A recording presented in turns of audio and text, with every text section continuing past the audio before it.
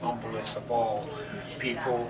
You actually had a Rosa Parks, which a lot of people weren't aware of, that also took part in this great day in history. In the 60s. You can see embedded here Martin, and you can see over here this little kid here. You might know who he is? John. Say it twice. John. Say it twice. John. Yeah, John Kennedy. Right? At the gravesite. And over here are the three. Kennedy. Okay. Here you're going to see a soldier receiving the Purple Heart. over here you're going to see one of the slain veterans out of Jackson, Mississippi. He was shot to death in his driveway right off of Queen Lane in Jackson, Mississippi. You might know who he is? Meg? Y'all are getting good. The March on Washington.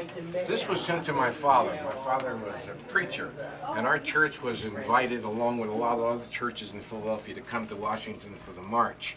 And this is a very important document because what it does, it represents we shall overcome. Like I said before, I was there. The March on Washington. Down the hall a little further, we're going to show you some photographs that we've taken that I took while at the March on Washington with a Polaroid camera. So this is the key piece here. The next piece you're going to see over here is a gentleman who helped organize the March on Washington. His name was A. Philip Randolph. He was in charge of the sleeping car porters. He was the union man. He got together with 5 other very important people in 10 different organizations to organize the March on Washington. Well, actually, I was part of a group of NAACP youth group.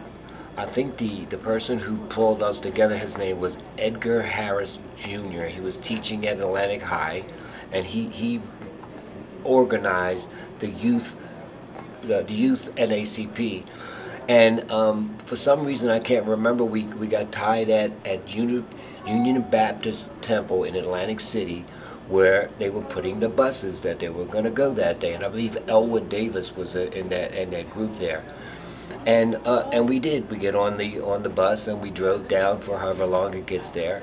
No, you really didn't know what it was going to become, the event that it became. You wanted to let people that you want them know that you were part of a group that wanted to support what they wanted to speak about it. But I didn't know it was going to be hundreds of thousands of people from all over the country that bus in there. And I mean, just count the buses would tell you how many people there were. So you can't really anticipate from a little guy from Atlantic City, what it's really like, in particularly in the South. It's much different than if you do it in Mississippi, Alabama, Georgia, places at the time. It was a very different place to live, and grew up in those places. I think I'm very lucky to grow up in Atlantic City, where it really wasn't that bad a place for me. I'm sorry, it just wasn't. Everybody can be great. Everybody can be prominent. Everybody can be distinguished. Everybody can be a standout, because everybody can serve. You don't need a college degree to serve. You don't have to make your subject and verb agree to serve. You don't need to know about Aristotle and Plato to serve.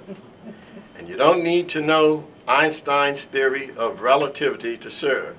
You don't even need to know the second theory of thermodynamics to serve. You only need a heart full of grace, a soul generated by love, and you can be that servant. That was Martin Luther King. That was his theme, and that's what he did, that's what he did, that's how he served, and we commemorate him today for a great event in Washington. God bless you all. God bless you.